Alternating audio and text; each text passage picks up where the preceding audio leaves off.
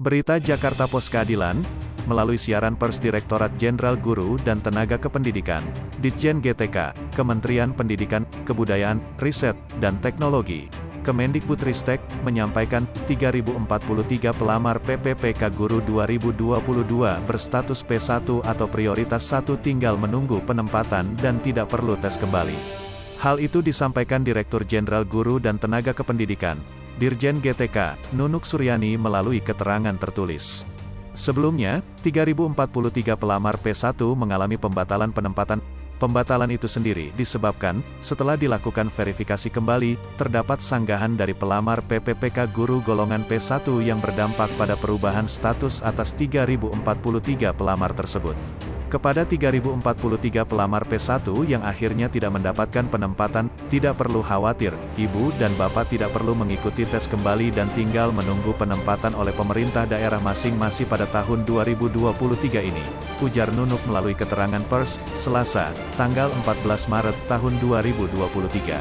Dipertanyakan melalui chat WhatsApp, kepada Nunuk, membenarkan statement dirinya lah di siaran pers tersebut.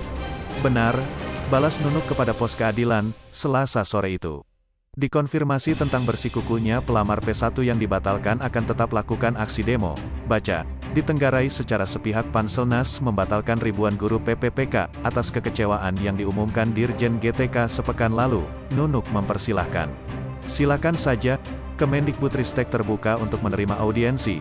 Sebagai informasi, penambahan kuota formasi secara regulasi tidak dilakukan di tengah jalan, ujar Nunuk.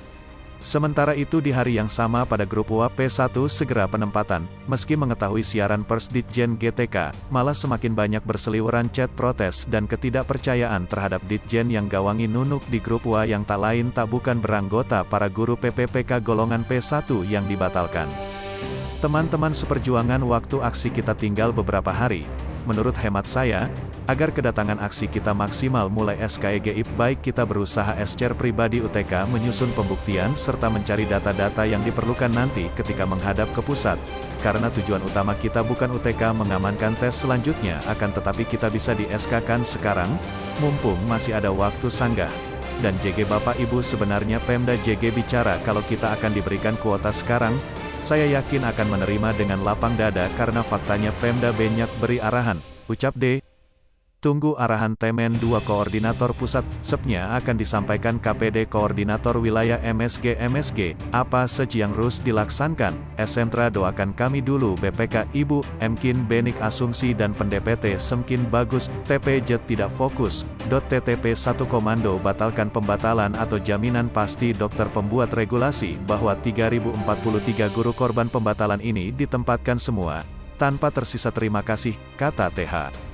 Sehari sebelumnya, Dewi P yang ditunjuk secara aklamasi sebagai Ketua Umum 3.043 PPPK Guru yang dibatalkan, menemui Maret, panggilan akrab Ketua Umum Jaringan Pendamping Kebijakan Pembangunan, JPKP.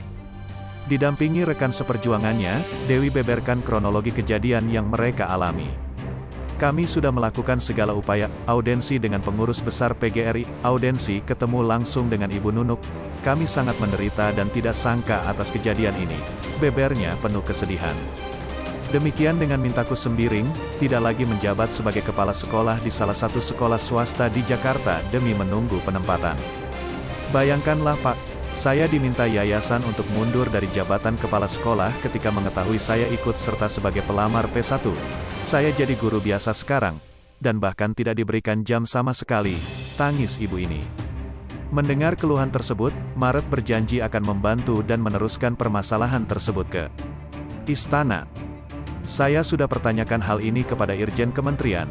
Dijawab dari jawaban Ibu Nunuk yang diteruskan ke saya, terang Maret sembari memperlihatkan isi chat yang dimaksud. Setelah membaca isi Maret pun menjabarkan langkah-langkah persiapan buat Dewi dan rekan-rekannya. Kita kan bawa permasalahan ini hingga ke istana sekalipun, tutupnya. Demikian si Mare melaporkan. Yang pertama.